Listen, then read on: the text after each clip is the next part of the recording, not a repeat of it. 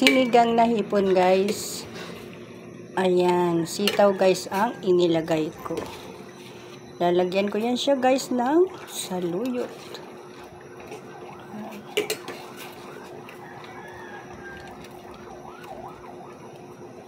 Hintayin natin siyang kumulo.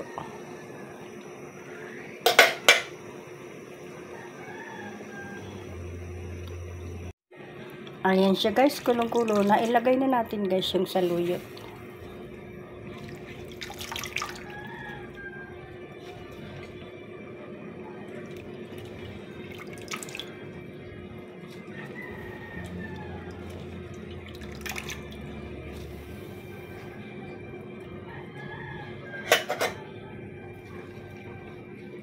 Pwede rin guys talbos ng kamote.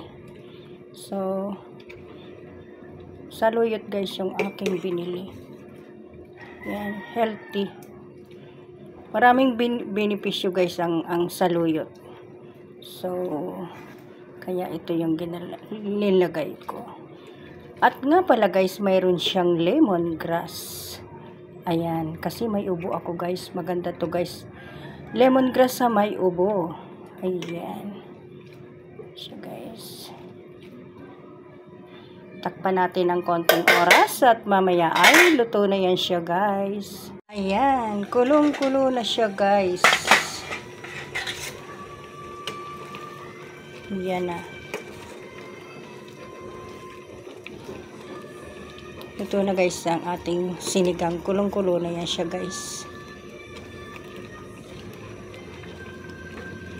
Ayan.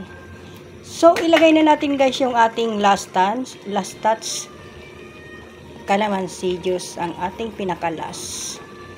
Ayan. And then, i-cover natin siya guys. Done cooking. Follow for more.